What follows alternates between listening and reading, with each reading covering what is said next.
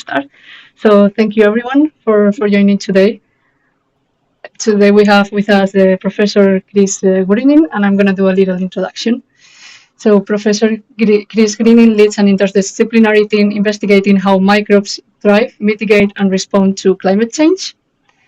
He graduated from the University of Oxford and did his PhD in the University of Otago.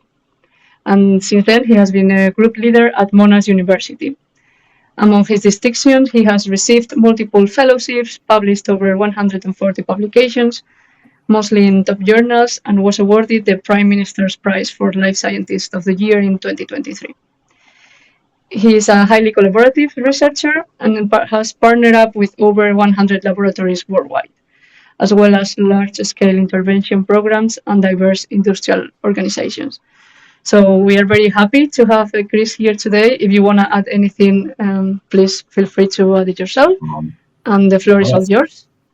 Sorry. One last thing. If you want to write any questions for Professor Chris, there is going to be a Q&A at the end, but you can also drop them in the chat and we will address them. Yeah, thank you. Perfect. Thank you so much, Sophia and Katerina, and thanks everyone for joining today. I'm going to just share my screen and let's make sure this works. Can you see that okay? Full screen? Yes, we now see the full screen. Excellent. Well, great to be here and joining you from Australia today. I don't know what time it is in Europe, but I imagine quite early in the day. So thanks so much for joining. So today I'm going to be talking all about basically the atmosphere and how it's this hidden energy source for life, and how we've basically discovered a bit of a novel process, and now we're taking multiple directions to apply it primarily for a circular economy, but also for climate action. So when we think of the atmosphere, we normally think of it as the source of oxygen that we breathe, as a source of nitrogen that's fixed by plants, and the source of carbon dioxide that's used for photosynthesis. But we don't normally think of it as a source of energy. But when you start to look into the atmosphere and its constituents, you realize there's all of these trace gases there. And most of these trace gases are inert, but some of them are highly reactive reduced gases that can be used as energy sources. So they include methane, hydrogen, and carbon monoxide. So the levels are fairly low, around about a part per million each, but nonetheless, for microbes, it turns out that this is enough for them to survive on, and sometimes even grow on. So what I'm going to be showing you today is that trace gases, among other things, provide a whole new way for ecosystems to form. So most of our ecosystems are, of course, directly or indirectly sustained by photosynthesis. But then in the 1970s, we started to realize that these amazing ecosystems like these geologically powered ecosystems were things like hydrogen and hydrogen sulfide coming deep from deep within the seeps are powering these very complex communities containing things like tube worms with the symbiotic chemosynthetic communities in this case. And what I'm going to show you a little bit later is how ecosystems like this, which might not look like much of an ecosystem, but trust me, there's plenty there. These are primarily being sustained by these atmospheric trace gases, and this is allowing life to exist in extremes where life wouldn't otherwise be possible. So what I'm going to be talking especially about today is the application side. And already these bacteria that do this process of consuming trace gases, or aerotrophs, as I like to call them, are already benefiting humanity in multiple ways. Probably the main way they're doing that is that they naturally consume about 350 million tons of climate active and sometimes toxic gases every single year. And so one of the parts of this talk is going to be, can we actually exploit these microbes further to clean up our emissions? But the other aspect of the talk is basically this concept of a circular economy. So these aerotrophs produce the most selective hydrogen catalysts, and they're also very, very efficient at converting gases into energy. And so we're going to explore too, can we use these microbes, or the enzymes within them, to turn waste into products as well. And so in our lab, we really love to span different scales. So we often start off at the cellular scale, where we investigate the physiological roles of different processes. But we also often go into the molecular nitty-gritty, so looking at proteins and trying to understand how they work, as well as the genes responsible for these processes. But more recently, we've learned the language of ecology and biogeochemistry, enabling us to look at a more global context as well and try to understand how these processes we discover are more relevant for global biogeochemical cycles, building ecosystems, that sort of thing. And all of this in turn feeds into applications. And I'll tell you about how insights at each of these scales is leading to gradually more and more applications of this technology. But to do this well and to span these scales and from discovery to application, you really need an amazing team. And I'm so thankful to host a wonderful, quite large and very diverse team in our lab. And these people aren't just amazing scientists, but great people as well. And having had one of our lab social events yesterday where we welcomed a couple of newcomers, it just amazes me how much every single person on our team develops and how they also collaborate to work across disciplines and to work across barriers to often come up with some really interesting findings. And so what I'm going to be presenting today is going to be their work. It's not primarily mine. My role is mainly as a sort of jack of all trades, master of none. And these people are the specialists who are really making so much happen on a day-to-day basis. So I'm going to start off today by talking about how we discovered this process and then talking about the applications for both energy harvesting as well as climate action. So it all started off with Mycobacteria of all things. So I started my PhD really wanting to cure Mycobacterium tuberculosis, discover novel drug targets for Mycobacterium tuberculosis. And so that led me to investigate instead environmental mycobacteria with the hope that some of our findings would be translatable to tuberculosis. And unexpectedly, I stumbled upon something much wider, not necessarily as medically relevant as we thought, but highly environmentally and industrially relevant. So mycobacteria, which include the causative agents of tuberculosis, are arguably the most successful of all microbes. So they include the leading killer from infectious disease worldwide, tuberculosis, an incredible pathogen, but also an incredibly scary one too. But also all sorts of mostly harmless bacteria that colonize soils, waters, animals, and plants worldwide. Basically, wherever we look, mycobacteria there. And we wanted to know, why are mycobacteria so successful? And the key to their success is actually their ability to persist. So whether that's in a soil where they have lots of competition and lots of starvation for nutrients, or in the case of tuberculosis, in a granuloma where they're facing constant bombardment and constant deprivation for nutrients. In both cases, mycobacteria enter these dormant states, as shown here, where they go from forming these elongated growing cells into these miniaturized cells. And in this state, they're incredibly hardy. They're both physically hardy, but also able to endure for extremely long periods of time, basically a complete lack of energy. So mycobacteria, just like our cells, are obligate aerobes, so they require oxygen, as well as obligate organoheterotrophs, so they require organic carbon. But what you can see in this graph is that if Mycobacterium, in this case our model organism Mycobacterium smegmatis, don't have organic carbon or don't have oxygen, for literally 2 years, they can survive. And not only are they surviving, but they're maintaining cell counts well in the order of about 1 million cells per mil. And that's pretty astonishing because based on everything we knew about these mycobacteria, they could only generate energy one way. So how are they possibly making energy to survive? So as I said, we're also obligate aerobes and we're also obligate organoheterotrophs. But if we don't have oxygen, we very quickly die. If we don't have organic carbon, we very slowly starve to death. But in the case of mycobacteria, they can survive for literally years without either. So what's going on there? So I was really fortunate to do my PhD with Greg Keck. He was a total maverick and really broadened my mind. And we developed this hypothesis together, which is that during survival, mycobacteria aren't just shutting down what they do during growth, but they're actually broadening their appetites. So instead of being specialists, they're actually using whatever they can survive and whatever they can find in order to survive. So let's say, and this is a somewhat likely scenario, I go out tomorrow for a field trip in the desert and I accidentally get stranded. I'm largely vegetarian, and I avoid red meat, especially at all costs. But if in the middle of the desert I found a dried up kangaroo there that's already dead, I'll probably eat it. I wouldn't like to, but I'm not going to be picky if I have to survive. And it's the same thing for these mycobacteria. During the survival mode, they probably don't want to be picky. So let's see if we can actually prove that. So this is the first bit of data I want to show you. It just shows a very simple growth curve, taking Mycobacterium smegmatis, our model organism, and we grew them using glycerol as the sole energy and carbon source. And what you can see is as they use up the glycerol, as you would expect, they grow and then they enter stationary phase as a result of carbon starvation. And all we did in this experiment was look at the proteome of these mycobacteria during survival, so when they have no carbon, and during growth when they have lots of carbon. And what you can see here is a volcano plot showing the proteome changes. Every little dot here is a protein.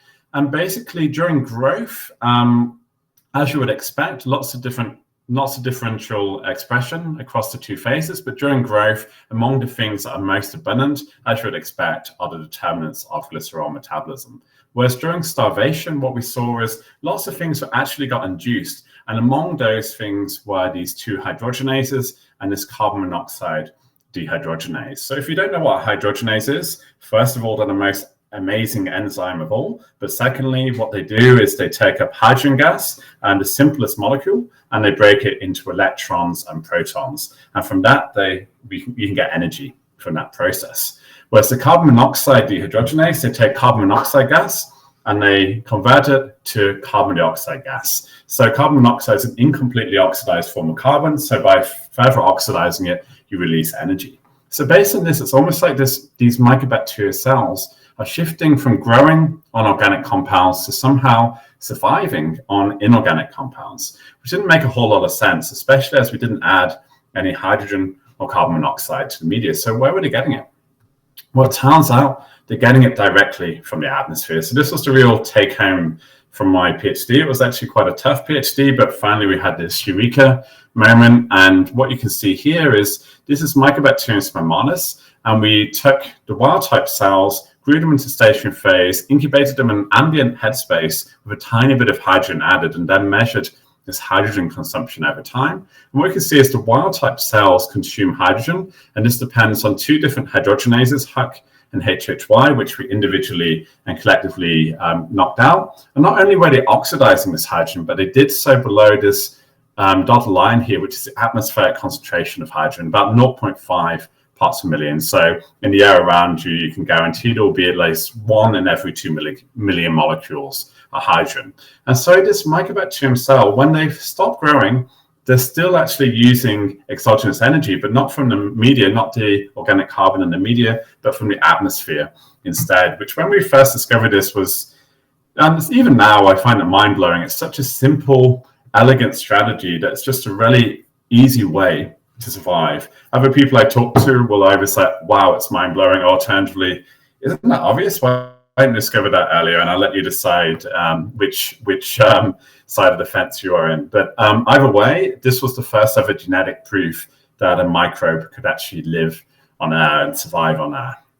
And so that this process is productive, we are able to show through all sorts of physiological studies that these hydrogenases are both physically and functionally associated with the aerobic respiratory chain. So they're using the electrons from hydrogen to support energy generation.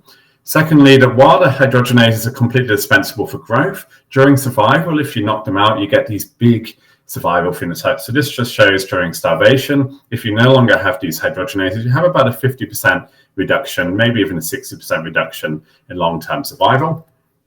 And also this process is tightly regulated. So mycobacteria are constantly sensing their environment and basically deciding, is it worth investing in making a hydrogenase or not? And they do so, for instance, by looking at the organic carbon levels by a process called catabolite repression. And if organic carbon is low, then that's when they trigger hydrogenase production. There's no point in using tiny amounts of hydrogen if you've got lots of organic carbon, but if you don't, then it's a really good long-term survival mechanism.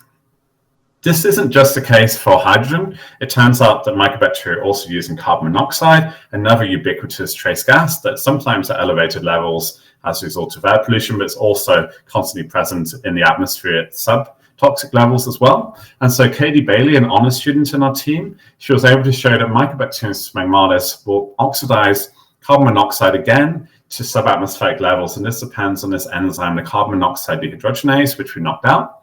This process also stimulates aerobic respiration. So whereas carbon monoxide is obviously horribly toxic to us, Mycobacteria love it. And again, if you knock out the gene responsible, you get about a 50% reduction in long-term survival. So all making sense and all looking really good.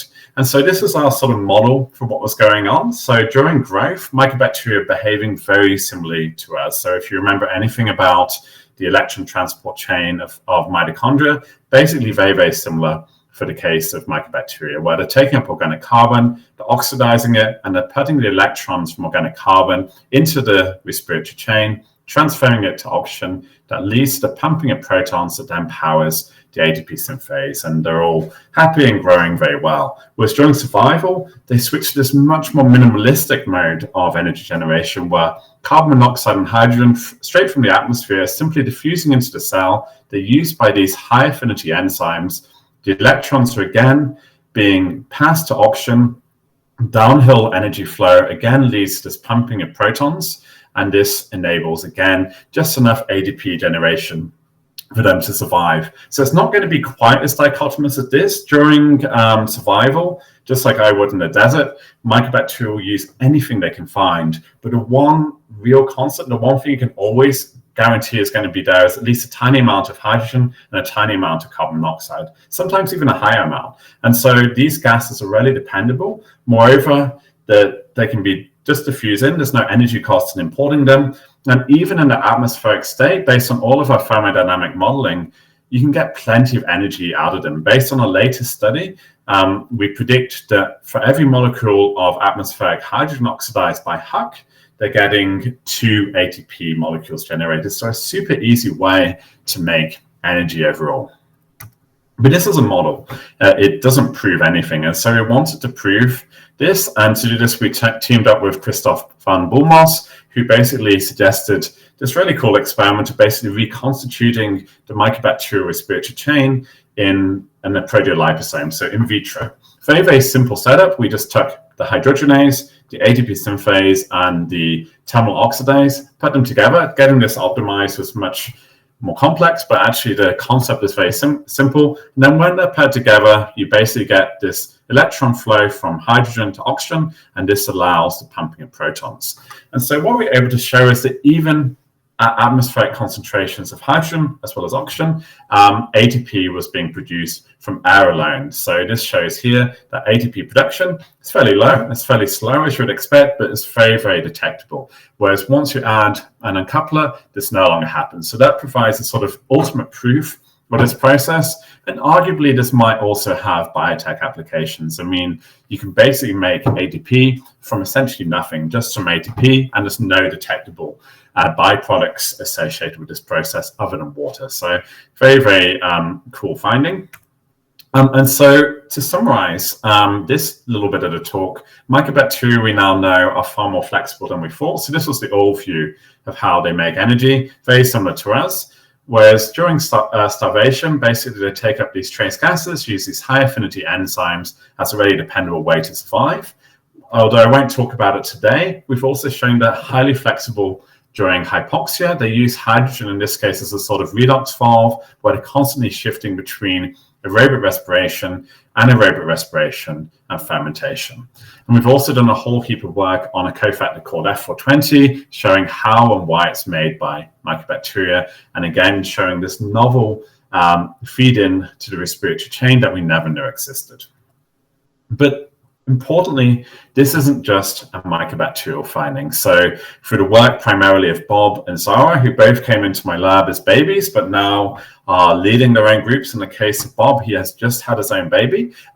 They were able to show that this process is incredibly widespread. So They showed this through genome surveys, showing that the hydrogenase and carbon monoxide dehydrogenase are found all over aerobic bacteria, but also through experimental studies where they and others took all of these different bacteria for different reasons, and basically showed that they all consume atmospheric hydrogen, either for survival, in the case of the ones shown in blue, or in some cases, even growth, in the case of the ones in green. So the ones that are doing it for survival are very diverse microbes. So for instance, Perinnomonas methyl alipha genus, I just about managed to say that, that was isolated from the volcanic crater of Mount Noahui. So if anyone has done the Tongariro crossing in New Zealand, that's the volcano. But if not, just watch the Lord of the Rings movies. It's the one that explodes at the end. Hymenobacter roseosalivarius, on the other hand, is a bacteria that's taken from Antarctic desert soil. So you've got both sides of the family spectrum. Whereas these bacteria shown in green are ones that use hydrogen for mixotrophic growth. And these are ones that are using preferentially very difficult to live on energy sources, things like iron, things like nitrite, which have relatively low levels of energy contained within them. So by having atmospheric hydrogen as well, that gives you the boost to really grow particularly well. And this isn't just us that's shown this. So Philippe Constant was actually the very first. He was able to show that Streptomyces, a different type of actinobacteria that in this case forms exospores, also produces a high affinity hydrogenase, and it does so exclusively in the spores. And if they no longer have the hydrogenase, these spores are no longer viable, which was a big relief for me because we had this weird phenotype, and it's so nice when another group sees the same thing. Whereas Alex Veit in Tromsø, who I recently visited, was able to show that Methylacapsa, his isolate there, could grow on air alone. It takes a while. It takes about a year for really good colonies to form, but it does do this. And that's through using a cocktail of hydrogen, carbon monoxide, and methane simultaneously, all from the atmosphere. So a really important landmark finding there. And what we also know now is that trace gases are powering ecosystems worldwide. So this extends to all sorts of terrestrial ecosystems, from standard soils to the volcano I mentioned, through to glacial forelands, through to various plant and animal associated ecosystems, and even a few industrial ones, through to all sorts of aquatic ecosystems. So Rachel and our group, for instance, was able to show that oceans, ocean waters worldwide host all sorts of high affinity hydrogen oxidizing bacteria too, whereas say Francesco has shown a key role for this metabolism in microbialites, so these really ancient structures. So I told you a little bit about the discoveries, and now I want to move on and talk a little bit more about the applications. And the first thing I want to talk about is energy harvesting.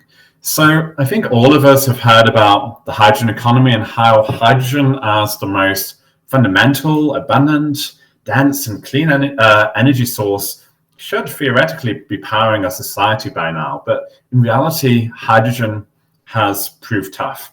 There's been many challenges in producing it, storing it, and also using the gas. And all of that means is that the hydrogen economy realistically is probably going to have niche rather than widespread applications. So some sectors are going to absolutely require hydrogen, but it's probably not going to be powering most cars in the future.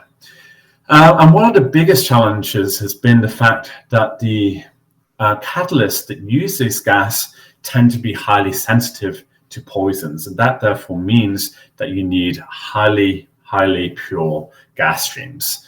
And so one way we can actually improve this is by taking inspiration from microbes. So microbes invented the hydrogen economy way before us, and the hydrogen economy is still running strong in pretty much every ecosystem based on our work and many others. And it was probable that the first life that evolved about 3.7 billion years ago probably evolved in something like this, using hydrogen as the first energy source, and now hydrogen continues to have this sustained role.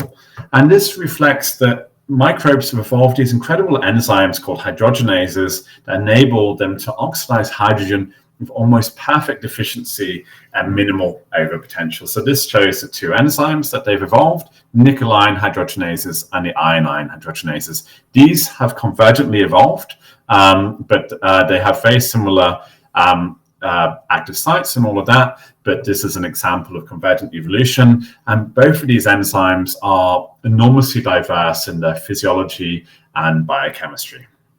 And basically these enzymes provide a whole sort of suite of potential applications for us. They can be used for fuel cells.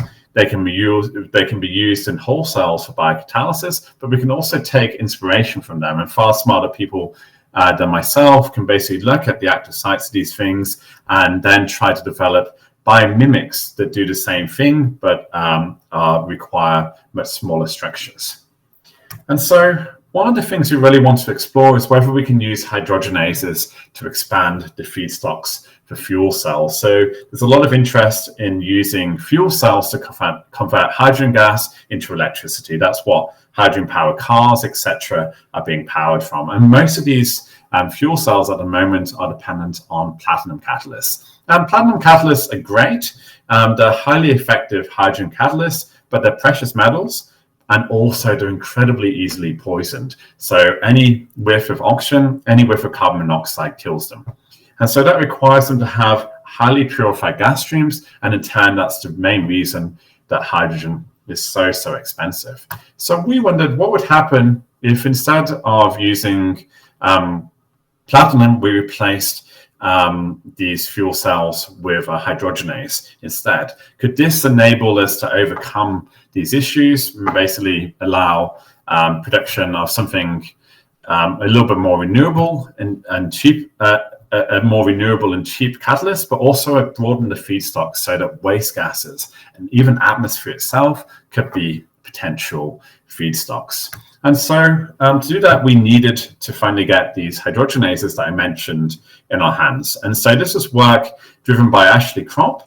In our group, she was the very first person to ever purify a high-affinity hydrogenase. And this was a lot of work. It required her to basically purify these hydrogenases from the native host. And that reflects that these are very complex enzymes, and they have complex maturation pathways, they're membrane associated, they're multi-subunit, basically every nightmarish thing you can imagine in enzymology. But she managed it, and what she was able to show is that the purified Huck hydrogenase has catalytic properties unlike any both chemical hydrogen catalyst, but also any previously discovered hydrogenase. So purified Huck, first of all, has an incredibly high affinity, a km in the nanomolar range, and that enables it, even in its purified state, to still take up hydrogen directly from air.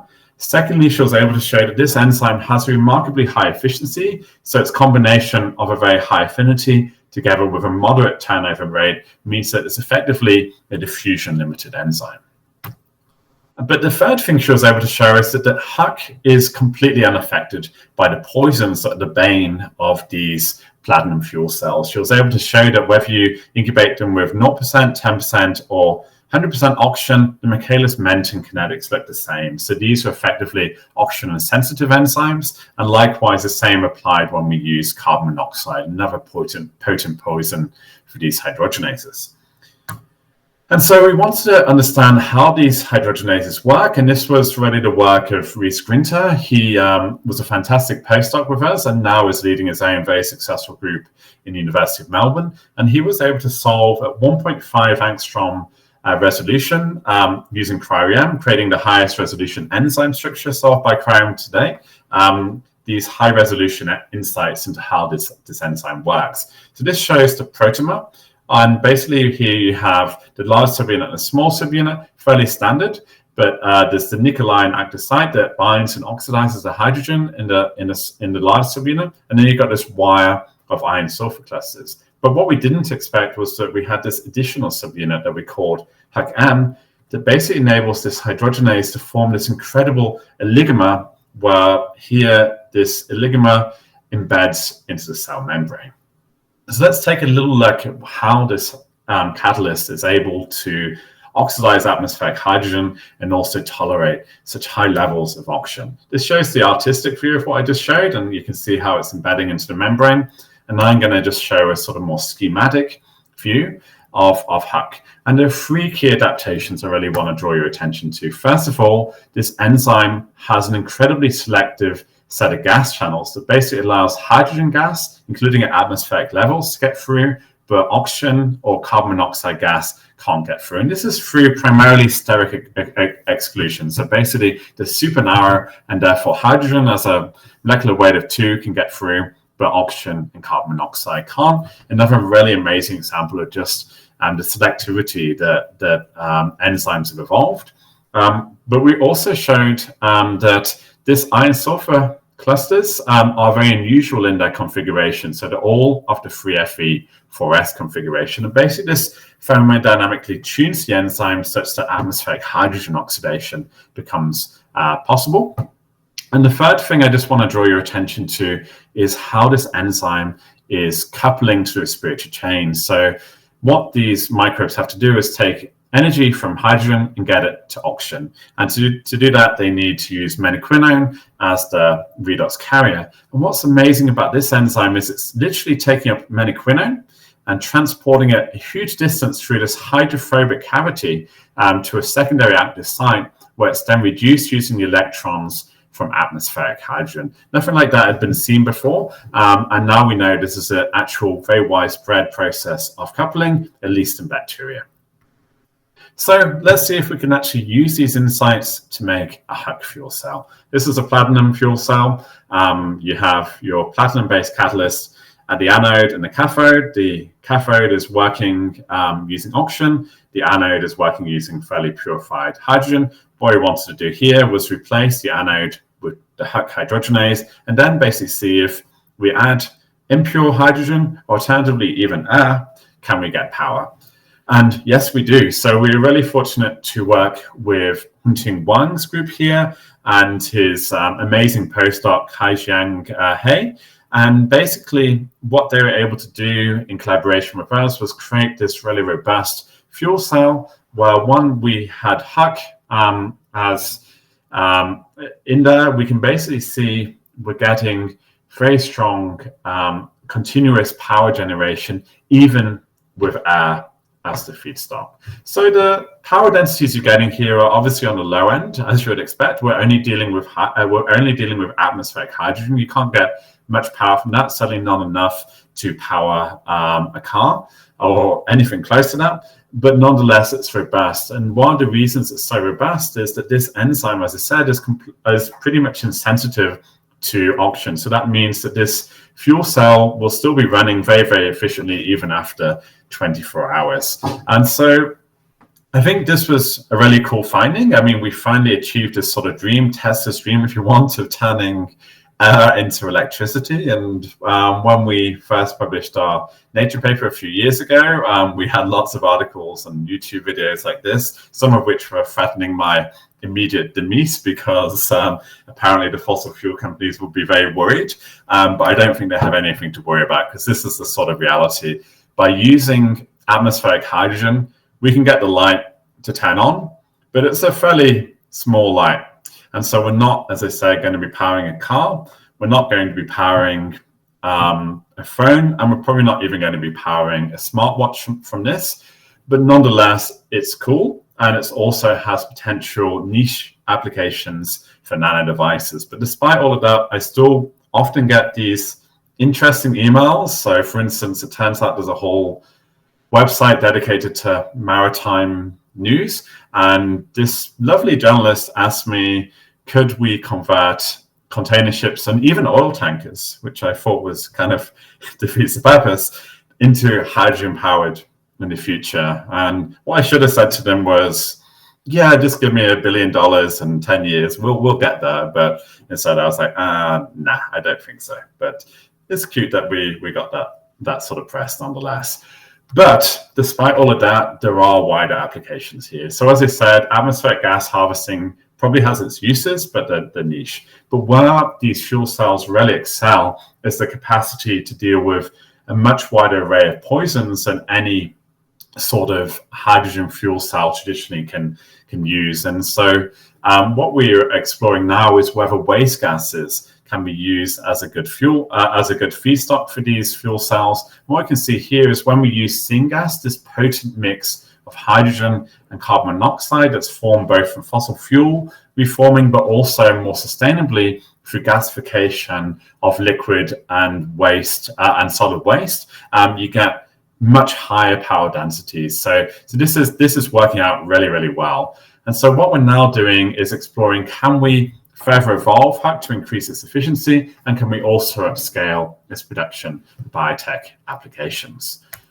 This isn't the only thing we're doing in this space. So as I said, we're very interested in carbon monoxide too, and we have these enzymes that take up carbon monoxide, both at elevated levels from air pollution, but also atmospheric levels. And again, they pretty much instantaneously detoxify this carbon monoxide. And again, we solved the structures of these enzymes. So exploring whether we can develop fuel cells and other devices that detoxify carbon monoxide as well. And the other thing we're doing is exploring the much wider diversity of hydrogen biocatalysts out there. And what we can see is that when we start to look, especially into metagenomes, so environmental genomes, we can see this huge structural, functional, phylogenetic diversity of hydrogenases out there that we could not even imagine. And one of these, which we discovered from an uncultivated archaean of all things, is the smallest hydrogenase known. And potentially this enzyme could serve as both a prototype for in vitro directed evolution to increase rates, to modulate directionality of these enzymes, but also they could be slotted in to industrial chassis strains with the aim of more effective means for hydrogen production and consumption. So for the final bit of the talk, I want to discuss some of our wider work on climate action, and to sort of initially get your attention, this is a couple of members of our team, Sophie and Rachel, in Antarctica, holding the pride flag. So we've been really fortunate to be leading work in all sorts of extreme environments over the years. A lot of this has been fundamental, but some of it has this clear applications associated with it as well. So the first thing I really want to emphasize is that these bacteria that are consuming these atmospheric trace gases have already been doing humanity a massive favor. They're actually one of the reasons climate change isn't even worse than it currently is. And this was really Rolf Conrad's life work. He was a key mentor of mine. Rolf Conrad has done a huge amount of work showing how soils naturally consume all sorts of trace gases. And he was able to show that about 75% of all hydrogen consumed from the atmosphere each year is consumed by soils. And he also showed a significant contribution from of soil bacteria to carbon monoxide and methane consumption as well. So just as there is a carbon cycle, there's also a hydrogen cycle. Hydrogen is continually being produced by fossil fuel burning through geochemical processes, but also some biological processes. But most of this hydrogen is being consumed, and it's microbes that do this. But we didn't realize that before. It was originally thought that this consumption was an abiotic process because no one could find a microbe and an enzyme that can do this. But now we know what does this, we know how, and we know why. And that's a massive breakthrough on a number of levels. It really allows us to better predict these cycles in the future, but also potentially engineer them as well. And so, as I said, they're doing us a favor because hydrogen indirectly is a greenhouse gas. It modulates the levels of hydroxyl radicals in the atmosphere. And so when hydrogen goes up, methane also goes up, which is very bad. So hydrogen, it has a global warming potential of about 12 CO2 equivalents over about 100 years. So it's a pretty bad gas overall. And carbon monoxide, likewise, is very problematic as an air pollutant and also a climate active gas. And methane, of course, everyone is aware of. So microbes are doing us a huge favor now here. And so we've extensively characterized this natural sink. So we've done this at the enzyme scale, as I mentioned. We've also done this at the cellular level, but I also want to discuss some of our work more at the ecosystem scale before moving on and talking how we're applying this. So we wanted to understand at the ecosystem scale, is trace gas oxidation, this minor process, or is it something much more important? And to do this, we used a combination of metagenomics as well as in situ and ex situ consumption measurements to basically estimate in a range of soils how important trace gas oxidation was. And this was driven really by Sean Bay, a PhD student with us who's now formed his own group, and Eleanor Chiri, who was an amazing postdoc. And basically here what we can see are the results from metagenomes, and basically anything darker here are metabolic processes in different soils that are more enriched. So for those of you who don't know what a metagenome is, basically you take a soil, you extract all of the DNA from it, you sequence that DNA, and then you can reconstruct genomes of near complete genomes of bacteria from there. And so what we can see from these genomes is that in soils, most bacteria, at least in the surface of these soils, have this capacity for aerobic respiration and organic carbon oxidation, as you would expect. But then the second most abundant thing are the use of these high-affinity hydrogenases and carbon monoxide dehydrogenases to consume these atmospheric trace gases. This is being encoded by about 70% of soil bacteria. And then when we look at the individual genomes we're getting from there, we see that they're spanning 19 different phyla. So this is a really important, really understudied process. And then we can also validate this in the field too. So this shows Sean here in Wombat State Forest. He's measuring how quickly the soil underneath this flux chamber is consuming the atmospheric gas within. He's using the umbrella here purely to protect him from the sun. He's almost as pale as me, and it's Australia after all. And so what you can see is that within about 2 minutes, all of the hydrogen and carbon monoxide in this flux chamber is gone. And that's a microbial process. We can use this, we can use traces, etc., to validate that it's indeed microbial. So it's a really robust sink. And then when we take this soil back to us and we take, especially the first 10 centimeters of soil, we see this oxidation is really rapid. But even on the lower portions of soil, when you normalize it to cell levels, you're getting plenty of activity there as well.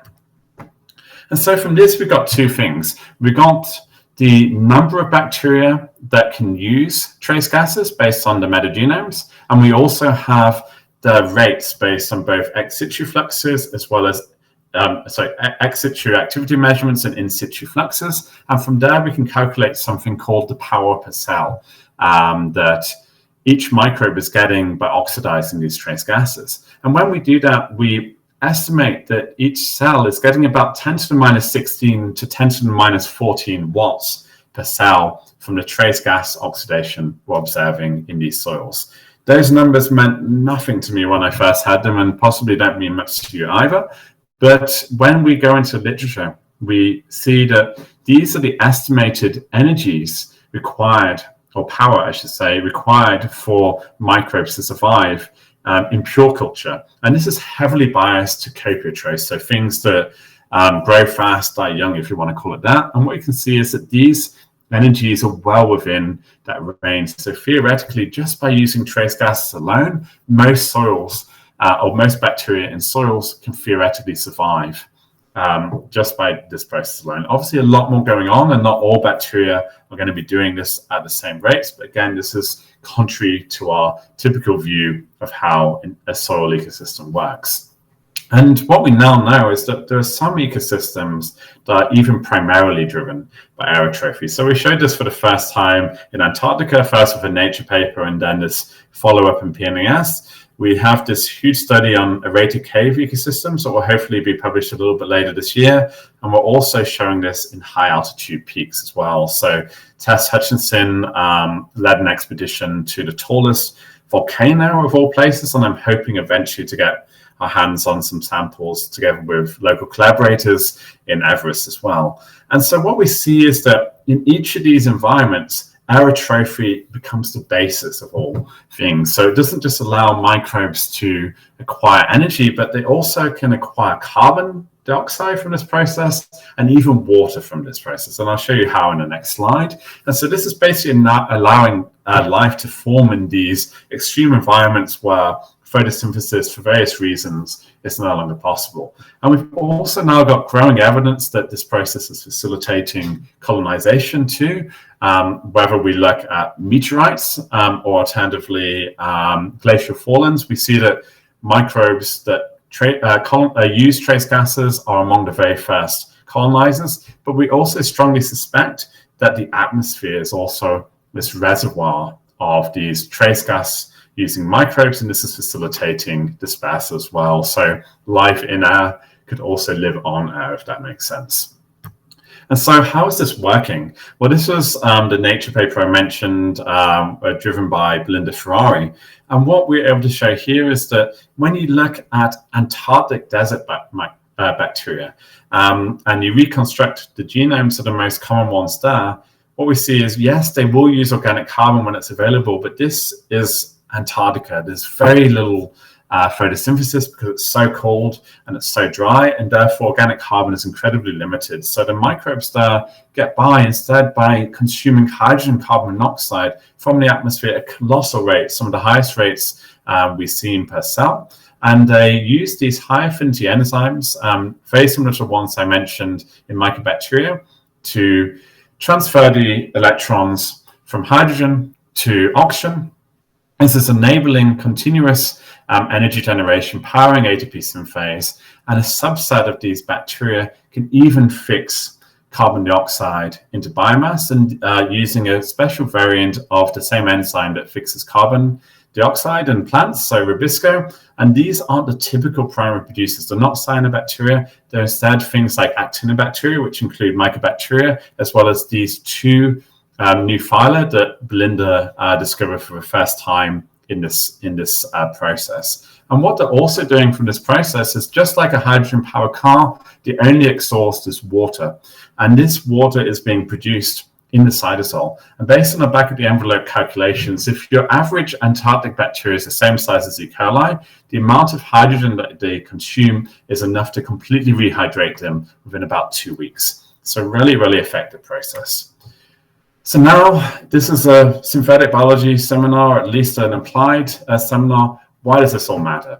Well, one of the things that we're wondering is, can we manage ecosystem to stimulate this process? So as I said, worldwide, about 350 million tons of trace gases are being consumed by microbes each year. This is helping to keep climate change at least partially in check. And so we're investigating how the huge agricultural lands as well as forested lands across our planet, how their management is influencing the removal of trace gases. Are there ways that we can better manage these systems so that trace gases are actually consumed at higher levels? This could be a very easy win for tackling climate change. So, and based on our preliminary results so far, what we see is that hydrogen and carbon monoxide oxidation are really robust, whereas methane oxidation is incredibly sensitive to local land use and also forecast warming.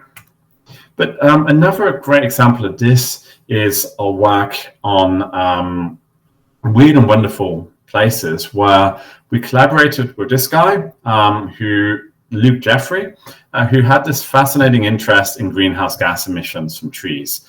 And we worked closely with him to show that in trees like these, there's a ton of microbes contained within the tree bark, and that these aren't just consuming the trees aren't just consuming carbon dioxide, but from these microbes, they're also consuming huge amounts of hydrogen, sometimes methane, and sometimes carbon monoxide. And now what we're exploring is, can we do selective planting? So basically remove 4 gases for the price of 1.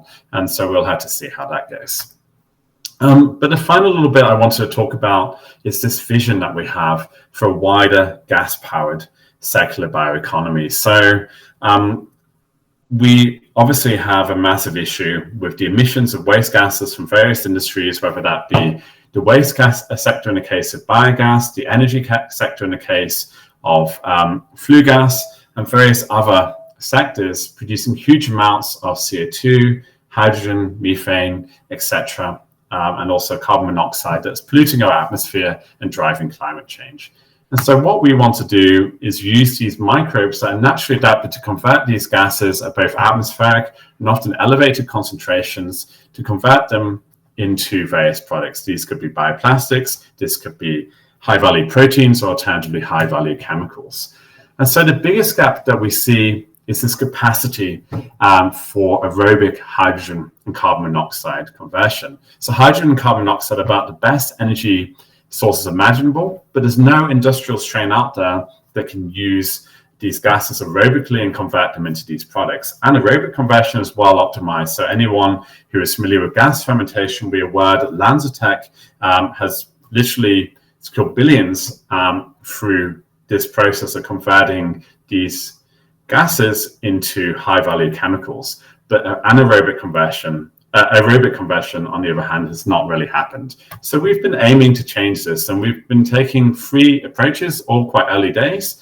One has been basically evolving known gas converters. Another is creating synthetic ones. And the final one is, and this shows that I can be sometimes useful, is isolating new gas converters from high flux environments like coal seams, where hydrogen and carbon monoxide are naturally produced, as well as hydrogen seeps as well. And so this basically depends on these 2 enzymes I mentioned towards the start of my talk, the Huc hydrogenase and the carbon monoxide dehydrogenase. And basically, by having strains, whether natural or engineered, that contain these enzymes, you can simultaneously convert waste gases into products, because Huc basically allows hydrogen conversion even in the presence of CO, whereas the carbon monoxide dehydrogenase takes the carbon monoxide and then converts that into something useful. So we're not just looking at hydrogen, we're also taking a multi-pronged approach to methane emissions as well. So this requires us to better understand the cycling of these gases, but also evaluate, as I said, strategies to stimulate the consumption. We're also doing a range of work to inhibit production of methane, especially in conjunction with the ag sector, but also exploring, can we also capture emissions from point sources, especially in the energy sector, but also in places like biogas plants that are often associated with different farms. And so as part of this, one of the things we've been doing is isolating new methanotrophs, as well as looking at existing methanotrophs and basically seeing if some of these are promising for basically taking these mixed waste gases and converting them into something useful. And so we've been doing this for 2 different strains, Methyloferula, which simultaneously converts methane, hydrogen, and carbon monoxide, and methyl acidophyllum, which is from the same volcanic zone I mentioned earlier in the talk. But all of this, of course, requires not just a science, but it requires a society that's ready for microbes to be used for the good of humanity. And so one of the things that we're trying to do as well is participate in stewardship campaigns to help better communicate, employ, and also protect microbes. And 2 key things I really wanted to highlight just before I wrap up is this amazing initiative from Raquel and Jack to basically initiate microbial conservation. So we now have the first dedicated group just set up for microbial conservation as part of the IUCN, which basically determines whether species, etc., are endangered or not. But also this incredible initiative to improve microbial literacy in schools that's been driven by Ken Timmis. And I also wanted to mention the key role that society journals, conferences, and the societies themselves are doing here to bring microbiologists together. So finishing up, so I talked a while, and so I just want to summarize the 3 main things that I've been talking about. So I've shown you at the cellular scale that trace gases are these ubiquitous, diffusible, high-energy lifelines for diverse microbes, let's just say microbes, not emissions. And this can be applied to basically convert gas emissions at scale using, for instance, gas utilizing microbial cultures.